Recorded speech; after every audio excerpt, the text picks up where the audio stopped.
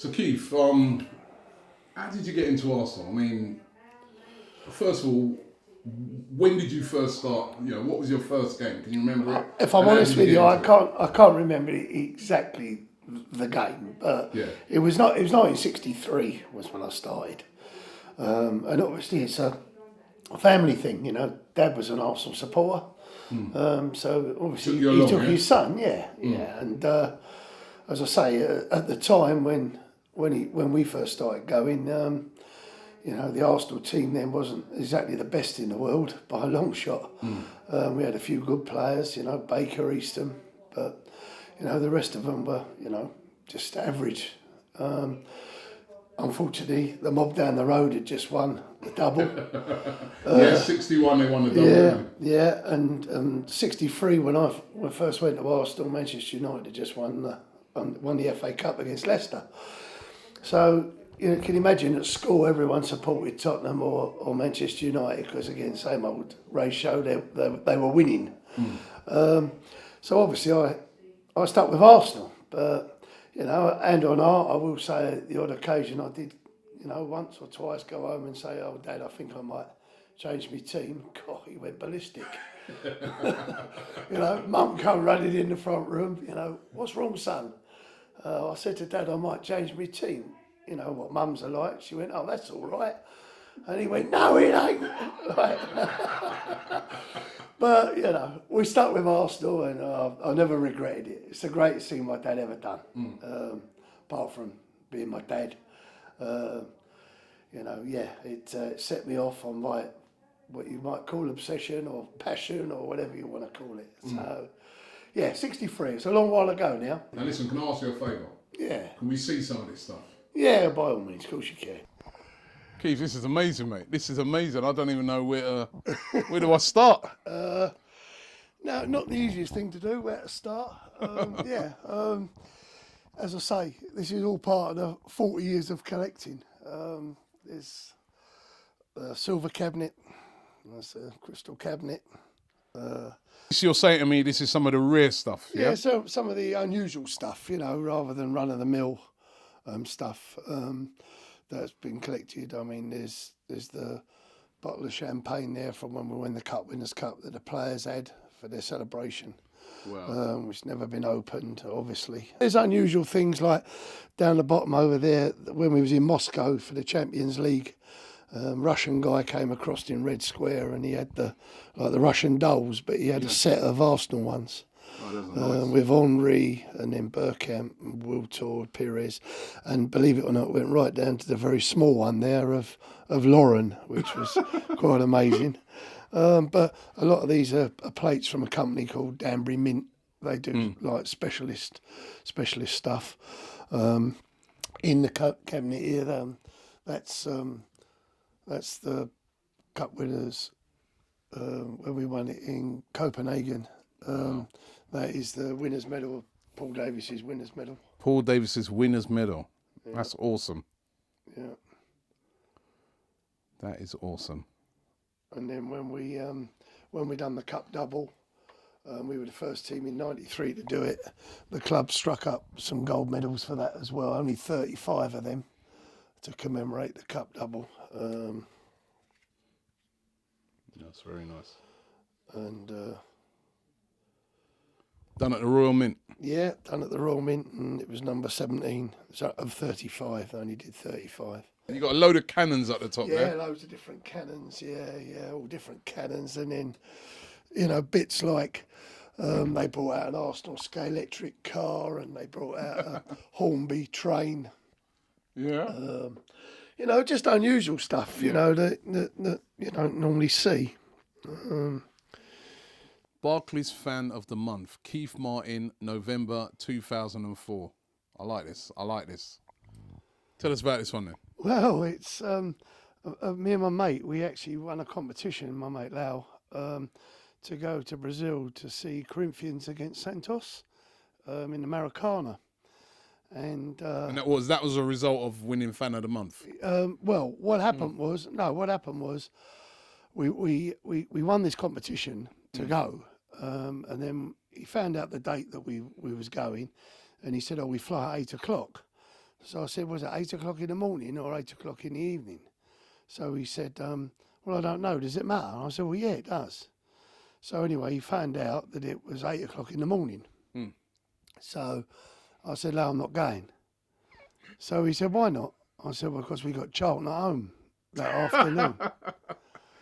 He went, no, behave. I said, no, seriously. I said, we got Charlton at home. I said, I'll be in the air. I wouldn't know how we're getting on. I said, so it can't happen, mate. So you passed up a trip, a free trip to Brazil to go and watch a Brazilian football in the Maracanã, famous Maracanã Stadium, to go and watch Arsenal play Charlton. That's right. I mean, thank Christ we won 4-1, but yeah, I did. I gave it up. And well, actually, was that the game when Van Persie scored that kung fu kick? No, that was over at Charlton. That was when we won 2-1. Oh, so you were playing at home. It was a home game, yeah. And when they got back from it, my mate Lau, he put me forward for Barclaycard Fan of the Month on the strength of that I never went to Brazil because Arsenal were playing Charlton, and I won it. So too right, you should have won that. So I had to go up to the BBC studios, and I was on with that DJ Spoonie. On 5 Live. They interviewed me on that, and so I had a chauffeur-driven car up there and back, and then at the time, David Dean was our chairman, or vice chairman, should I say? And I've got a lovely photo of him with me holding that in the director's box at Highbury. He gave me a good 20 minutes chatting about Arsenal. And it was before we played Everton at home when we won 7-0. I remember that. Yeah, when they were all singing "Give Dennis One More Year." And then after he took the photo, he sent it to me and personally signed it to me. Keith, what's this one then? What's this picture? This is one that the club photographer Stuart took at the end of the Chelsea game a couple of years ago when we won 5-3 over there. And John Terry slipped over, which we all thought was hilarious. He's done that a few times in his career. And he took it from the other side of the ground, and obviously it's all the Arsenal fans in there. And I was in the front row with my mates. And Jack Wiltshire was in the crowd watching, and he saw me going mental at the final whistle when all the players came down to our corner. And when I saw him the next time, he said to me, "You was going crazy." I said, "Well, what would you expect? 5-3 at Chelsea." I said, "You're bound to go crazy." I said, "I got a great photo." I said, and I needed to say, I showed him this photo. And I said, "Look, there I am, right in the front row." And he then drew an arrow on my head. And then he put, "Keith was there, I saw him.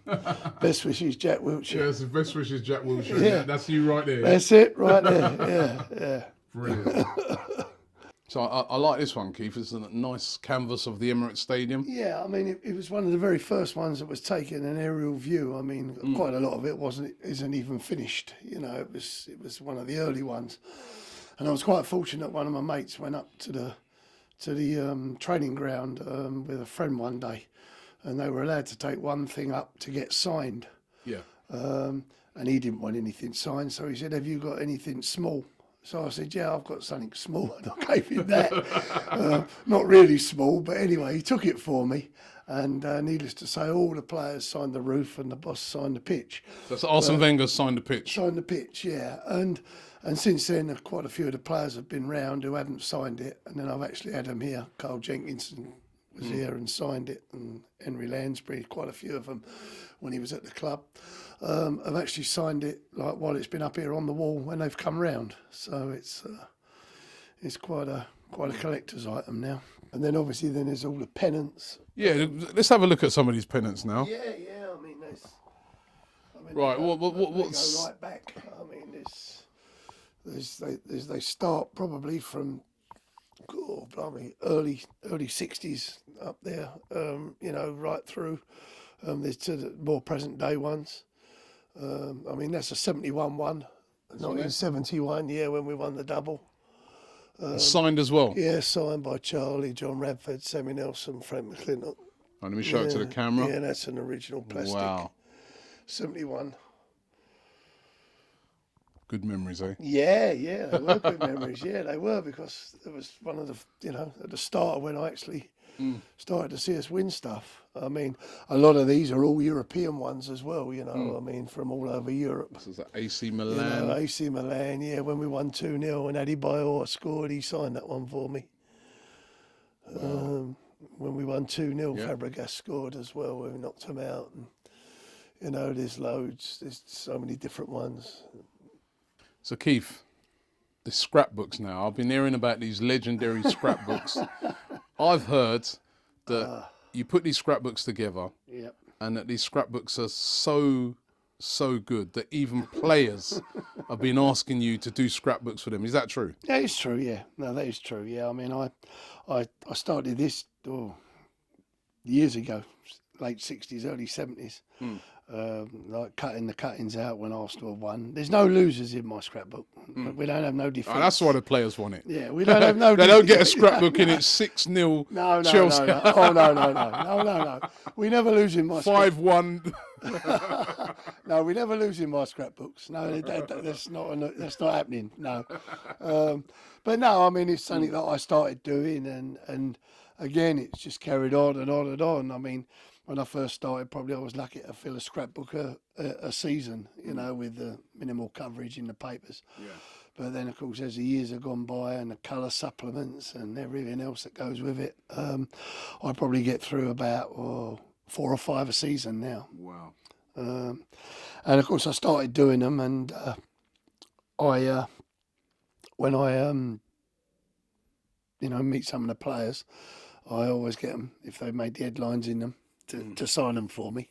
Yeah. And then a few years back, I did one for Theo and gave it to him at pre-season friendly up at Barnet. And then I started doing another one for him, and then I done one for the Ox, which I gave him in pre-season in Vietnam when I met him. And so I've carried on doing them for him. I do them for Aaron Ramsey, saw Jack's ones, because I do Jack Wilshere's. Jack's had about 3 or 4 already. And so Aaron's asked if I would do them as well. So I've now started doing. He's going to have a good scrapbook this season. Well, let's hope so. I mean, I've started doing them for him as well. So yeah, it takes me hours and hours and hours. And I mean, as you can imagine, I do them for Carl as well, Carl Jenkinson. So you can imagine winning at Norwich on Sunday. It's cost me a few bob, because Aaron and Carl both made the headlines. So I have to buy the papers for them, and then I still buy them for me, for my collection. And then we cut them all out, and literally and they all just get stuck in, all in order. So everything, sort of like documents. Yeah. Everything. It must be great for them, when their career's finished. Well, they can look back on this. I mean, the good and the bad. I mean, they've all got good headlines, and some of them have had bad headlines. But I put them all in because it's all part of their career. So, as you say, it gives them something to look back on in years to come. But yeah, it does take quite a bit of time. But then I've been doing them now, and I've got it off to a fine art, really. It's brilliant. Yeah, and we do all the. I mean, sometimes when you meet the players, like Podolski signed this one for me as well. Yeah. I got him to sign it. So it's brilliant. Yeah, so they're quite a labour of love, really. But if I'm honest, I do enjoy doing them. So and I know the players do enjoy them when they get them. So it makes it all worthwhile. Now, Keith, this shirt here, this is a special shirt here. Dennis Bergkamp, the master. His testimonial. Yeah. Arsenal versus Ajax, July 2006. I was there. Yeah. Is this what he wore then? Well, I don't know if it was the one he wore, because I mean there was a few done. Yeah. But it's one of the ones that was done for the game. Wow. And you got how many shirts you got in there? There's quite a few. A Bouet shirt signed. Kieran Gibbs, Anfield '89. Anfield '89 shirt. Yeah. Signed by. It don't fit me now. Signed by George Graham, Ryan Hayes, Stuart Houston. There's a few of them. Alan Smith, Lee Dixon. That is an awesome shirt. Yeah, that was the old player. Wow. So this is signed by all the players? Yeah, all the players. Yeah. What year? That was in Austria pre-season. Yeah. Brilliant. Yeah, 2000, 2001. Here you go. Champions League. When we were winning things. Yes. Adams' shirt. I think Overmars is in here somewhere as well. I think Marky's is in here somewhere. Yeah, Overmars. Ashley Cole. Yeah. Lee Dixon's Champions League shirt. Awesome. Club blazer from the '93 FA Cup final. Very nice. Very dapper. Very dapper. Now, Keith, you've got a lot of boots in here, mate. This is like the boot room. The original boot room. The original boot room. Now, yeah. tell us about some of these boots. Let's start with this one. Well, this pair here were Jack's boots. When his son was born, Archie, obviously he had it stitched in the sides, and he very kindly signed a pair to me. Yeah. And then since then, obviously, he's had his daughter Delilah. So this pair here now, one side's now Archie, and the other side is Delilah, and the dates they were born, which he signed. Yeah. And this pair here are the first pair of boots Carl Jenkinson wore when he played for Arsenal in Udinese in the Champions League and qualifier. And those are the boots that he signed to me. And there's the pennant there and the photo of me and him actually holding the boots. And he signed the pennant. So those were his boots, yeah. I'm not that old. I'm not that old, really. I was going to say, those are proper old school. I'm not that old. They're proper Look old at school. these. Look at these. Yeah. Oh. Like nailed and everything. I mean. Wow. Look how heavy they are. Yeah. Would they be able to play in these today, I ask myself. I'd love to see some of these players right now. They're all in fancy boots over there. Exactly. Put a couple of these on. Put them on and let's see what you're made of. Put those on Theo and go burning down the wing. Eh? Yeah. See what you're made of, son. Yeah, exactly. But it just shows you how, over the years, I mean, unbelievable, really. Unreal, but I like the way they look. I like the detail, the stitching, and all the pins, and the stitching that's in them is the amount of detailed work that goes in them. What these studs are? What is it? Wood or? Yeah, they look like a wood. To be honest, they are like a wood. Yeah, I mean, this pair of boots in its day probably took about 3 weeks to make. You know, those boots over there take 10 minutes in Taiwan. It's the way of the world. Way of the world. It's your 60th birthday, you say? Yes, yeah. And part of the table decorations, I've managed to get footballs signed by the whole squad, which will form part of the table decoration, and the money's going to the Willow Foundation. Oh, that's brilliant. And we're sort of decided that we're going to charge 150 quid a football. So then when people come to the party, if they wish to go in to try and win one, put their name on a piece of paper, and then the 30 people that we pull out will win a ball, and then they give me 150 quid for it. And then that will go to the Willow Foundation for brilliant. For the That's brilliant. Children's special day out. So these black bags are all Arsenal footballs. All Arsenal footballs. Yeah, all signed by the whole squad. All signed by the whole squad. Yeah. Wow. Yeah. I'd have one away, but it's for charity. It's for charity. It's for charity. I couldn't do that. Not on camera. I'll get slaughtered. Exactly. And I wouldn't let you out of it anyway. We did a promotional thing for Carlsberg, our main sponsor. And I was very fortunate when I'd done a bit of filming for them. The day of the Manchester United game, they asked me to go down and present Aaron with the man of the match. So I had some nice photos taken, and then I had one done in a perspex, like glass, to keep from when I gave him the man of the match award. Because Fabianski's gloves.